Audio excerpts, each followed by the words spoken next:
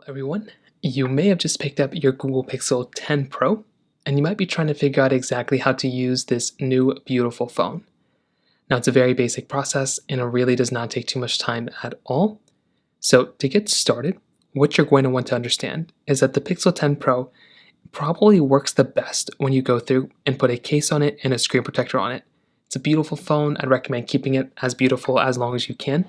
And the best thing I'd recommend doing is putting a screen protector and a case on it. Any screen protector, any case will work, and I recommend doing that. Now, on the exterior, you have a couple of different things going on. On the front, you have your display as well as a front-facing camera. You have your reflective sides, which are really nice, and there's nothing on the left side of this phone. On the top, you don't really have anything either except a microphone. At the bottom, you have your USB Type-C charger. So you have your USB Type-C charger and some speakers at the very bottom as well, which is another really nice thing going on for this type of device. And on the right side, you have a few things going on as well. You have your volume down and volume up buttons, and you have your side button, aka your power button. So you do have some really nice things going on for this type of phone from that side as well. On the back side, you basically have this frosted glass back. So this back is really nice because you do get this kind of, MagSafe capability. So it does allow you to wirelessly charge it with kind of like a puck, which allows you to just kind of throw it in there, charge up your device, and that is something that's really, really nice to have from that side. You also have a triple camera setup on the back side as well, which is another really nice thing. So you can go and zoom in, zoom out a bunch. You have a LiDAR sensor with a flash, wireless charging, reverse wireless charging as well. So there's still a lot of really cool things behind this phone. Now there's no SIM card tray in this phone, so you have to use an eSIM. So keep that in mind. In order to use this phone, you'll have to use some sort of an eSIM. Now turning on the phone, there's a couple of different things you can do. You can either tap on the power button that's in the very top. So you can just tap on the power button right up here to go and basically, power it on. Or you can also double tap onto the display. So you can double tap on the display like this, and it will go ahead and power on. So you have two different ways of kind of going through and kind of using this device from that perspective. Now, with the home screen itself, you have a couple of things too. You can go through and you can hold down on the lock screen like this, and you can go and click on the customize lock screen button, which is at the bottom. So if you go through and hold it down, you can go through and click on customize, and it will go ahead and allow you to basically customize this particular lock screen. So it is something that's actually really cool right there, and it allows you to go ahead and change out kind of the text that you have within it. You can go through and change out the coloring style, your home screen, lock screen kind of combo, your wallpaper. You have a lot of different things that you can go and kind of like customize from that side. And I do think that right there is another really, really cool thing going on for this, particular type of phone. Now, if everything looks good and it looks really, really nice to you, you can always go through and click on the swipe back button, and then you can just basically come back home. Now, the lock screen also has a few other things. You have your time, you have your date, weather, and any notifications that come up within your phone.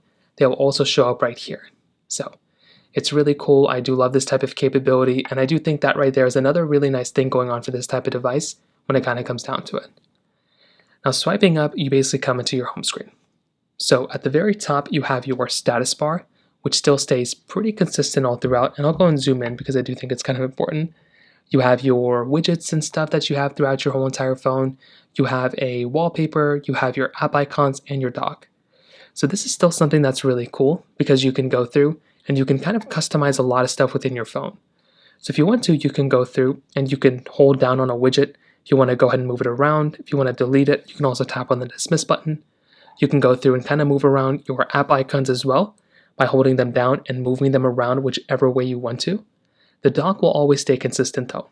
So whatever page you're in, you can see I'm swiping through, the dock will stay the same, but you're able to customize your dock by holding down a dock icon, and you can move these app icons out of the way, and you can kind of change these out as well. And then you have your Google search button at the bottom, which allows you to kind of search through things inside of your phone. Now, if you do swipe up from the bottom, just like how I'm doing now, so if you swipe up from the bottom, you'll see all the applications inside of your Android phone. So you can kind of go through and kind of swipe around your entire phone and see all the applications that are currently inside of your device. So this is something else that's really, really nice to have. And I genuinely do like this a lot because you're able to go through and kind of get a glimpse of everything that's kind of going on within your device. So I feel like that right there is another really cool thing. And you can kind of go through and, use your phone whichever way you want to but you can go through and also customize your device as well. Now, on top of that, if you swipe down from the top left corner, you'll basically come into your notification drawer. So this drawer allows you to basically go through and customize a lot of things within your phone. So you can kind of go through and like swipe away your notifications and view your notifications from that side, which I think is a really, really nice thing to basically have. You can also go through and like swipe down from the top, and you can see all the quick notifications that you have inside of your device. So you have your date and time in the top left, you have your power and everything in the top right, you have your brightness, you have your Wi-Fi, Bluetooth, all these other things across the board. So it's really, really nice to basically be able to have those things right there.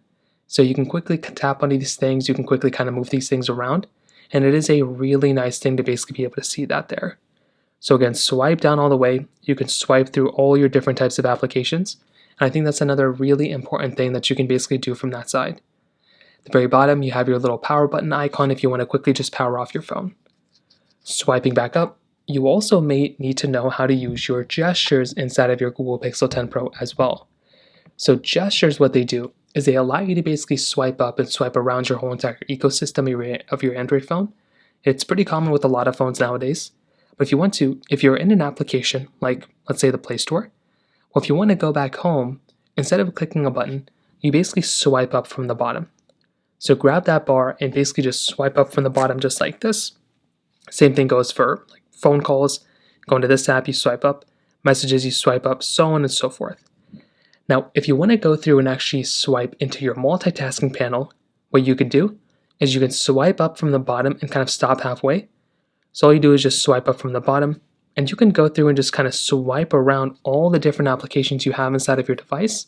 And that's another really cool thing that you can kind of do as well.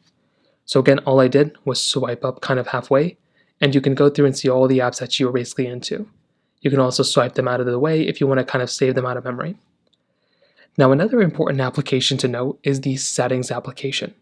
So if you go through and swipe up, you will find yourself looking for the application. So go ahead and try to find the settings application and go and open it up. So basically, just click here, click on settings, and you can open up the settings app. The settings app has a bunch of information inside of it.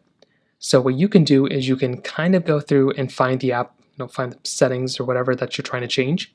You can tap on search settings right at the very top, and it will allow you to go ahead and search through all the different settings that you have inside of your device.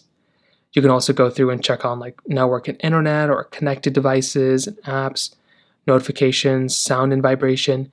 There's a lot of different things up here that you can kind of go through and kind of customize and change within your particular device. You can also go through, swipe all the way at the bottom, and click on Device Health and Support. So tap on Device Health and Support, and then this little page is going to come up. Now what you can do is you can swipe all the way up to the bottom, and you'll see this software update panel come up right here. So tap on software update, and then you'll see this little update panel come up. It'll say system update almost done. So all you're going to have to do here is go ahead and tap on done if you want to, and it will go through, or sorry, done is if you don't want to do it. But if you want to actually update, you click on restart now in the bottom left, and it will go ahead and start restarting your phone, and it will allow you to basically go through and set up your phone as you normally would, and you can go and use your phone at that point. So it's a really nice thing. It's a really, really cool thing. And I do think from that particular perspective, it's a really nice part of this particular device as well. So overall, that's kind of how you use the Google Pixel 10 Pro. It's a really cool phone, has a lot of capability. Just remember to go through and put a case on this phone, put a screen protector on this phone as well. And without a doubt, that is probably one of the most important things that you can do inside of this type of device. So hopefully you really enjoy using this type of device. If you have any other thoughts or questions, please let me know in the comment section below. Hit the like button, that would mean so much, but definitely hit that subscribe button. More importantly than everything else, I love every single one of you guys. Hopefully I'll catch you guys in the next video. Peace out till then.